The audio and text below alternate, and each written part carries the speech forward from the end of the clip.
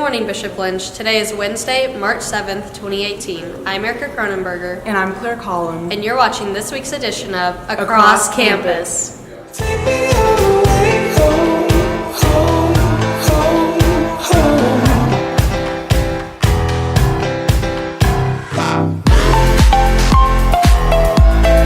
Take me all the way home, home, home, home. Take me all the way home.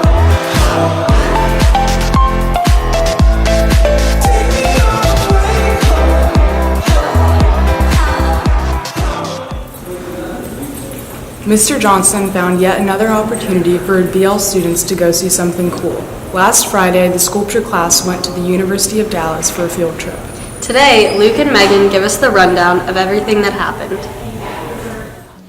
Last Friday, our Sculpture 1 students headed down to the University of Dallas to see a little bit of the art department, learn about art history, and see real iron being melted in the field.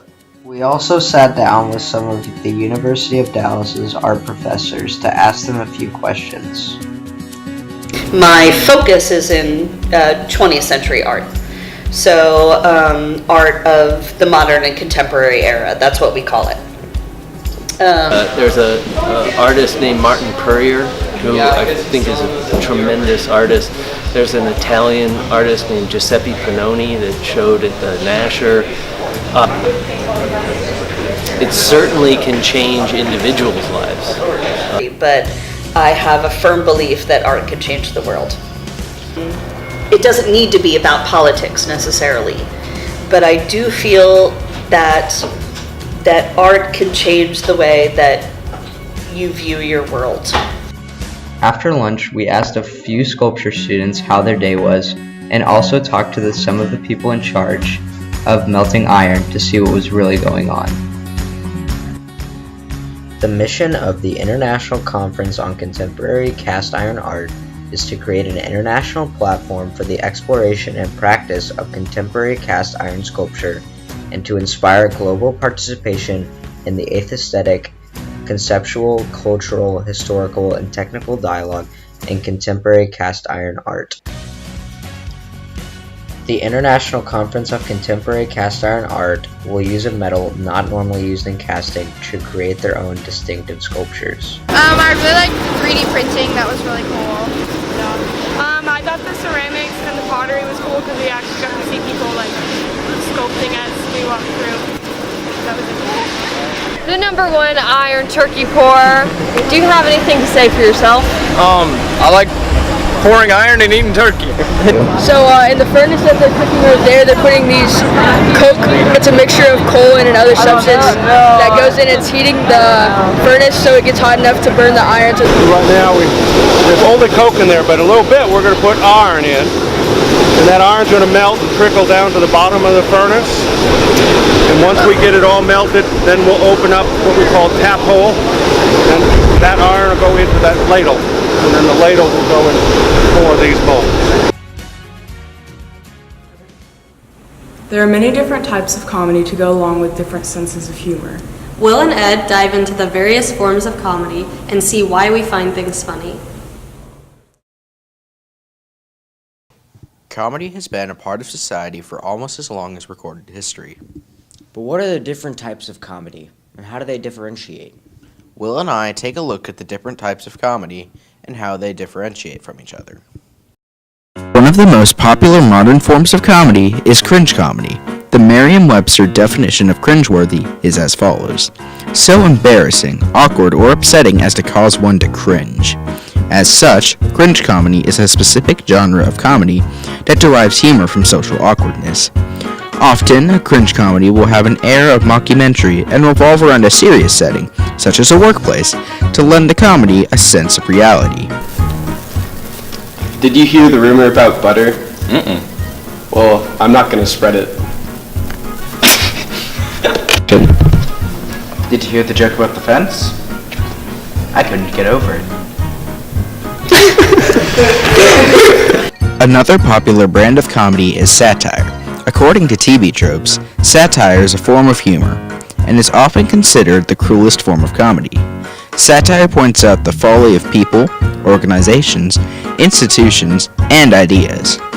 Often satire will use fictional counterparts of real people as characters, as a parody of real life. A satirical work can also use original characters to explore the ramifications of an organization's events, or just a course of action in general. Satire often relies on current events, which raises a danger that it won't be appreciated in another era. A third type of comedy is slapstick humor. Slapstick humor is comedy based on deliberately clumsy, over-the-top, and humorously embarrassing events.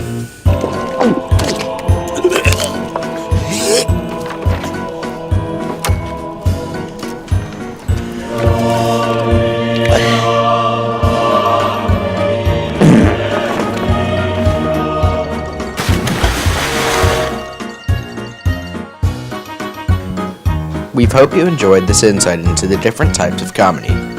This has been Will Snyder And Edward Brady, reporting for across campus.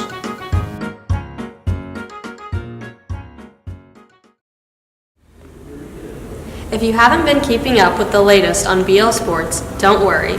Jared and Max have you covered with this week's edition of Jam Sports.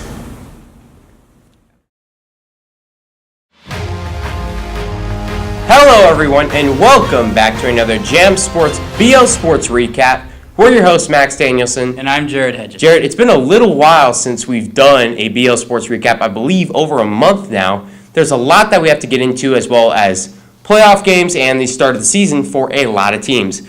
So jumping right in, how about we go to the men's basketball team? They finished the season with an impressive 33-5 regular season record, and on February 23rd, they blew out St. John the 23rd with a score of 60-33 in the TAPS regional semifinal.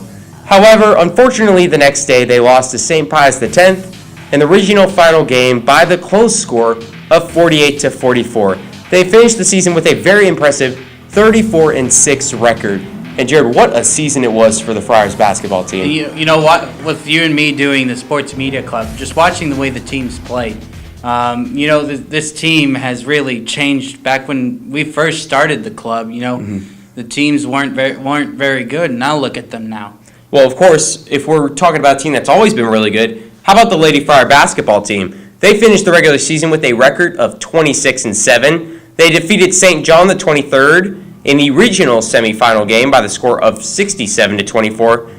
They also defeated Concordia Lutheran in the regional final game with a score of 54-29. And to go to the state semifinal, or the state matchup in the semifinal game, they beat San Antonio Incarnate Word by the score of 67-64.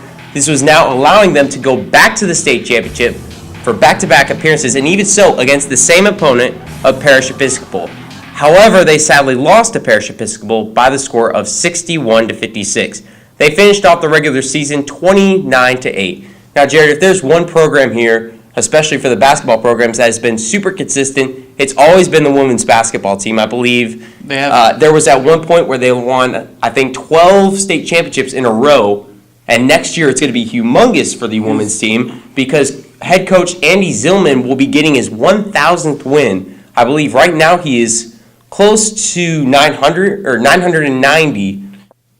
And moving on to soccer, the men's team had an outstanding season with a 16-2 record, and the Friars marched through the playoffs, defeating both Concordia Lutheran 1-0 and Brownsville St. Joseph's 4-1.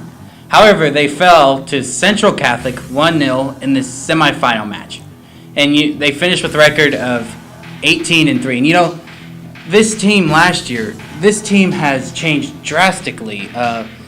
They equaled their win total from last year in about the mid of the season this year, which, that's always fantastic. And even so, they won district, which I'm also pretty certain that both the Lady Friars basketball team and the men's basketball team did. So definitely a lot of accolades, I guess you could say, for all the Friar athletics. And moving on to the women's team, they finished the season with a record of 17-5-2, and they defeated both Concordia Lutheran 5-0 and Parish Episcopal 4-1. However, they fell short in the state semifinal match and lost 3-0 to JP2.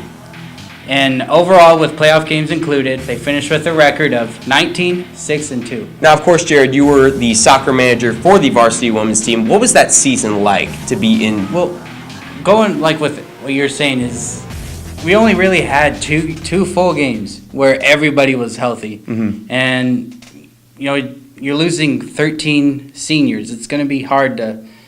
We'll get it back up. It's just 13 seniors you're losing. That's always hard. And of course, all 13 of those, they were there when they won the state championship game, ending Ursuline's streak. I believe what it was at 24?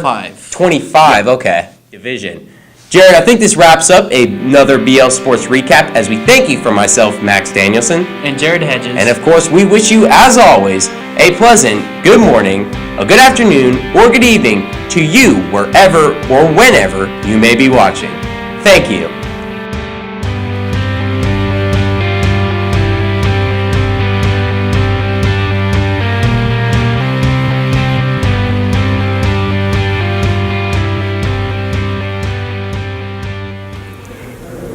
Thank you for watching this week's edition of Across Campus, We'll see you next week, where the news is right where you are, across campus.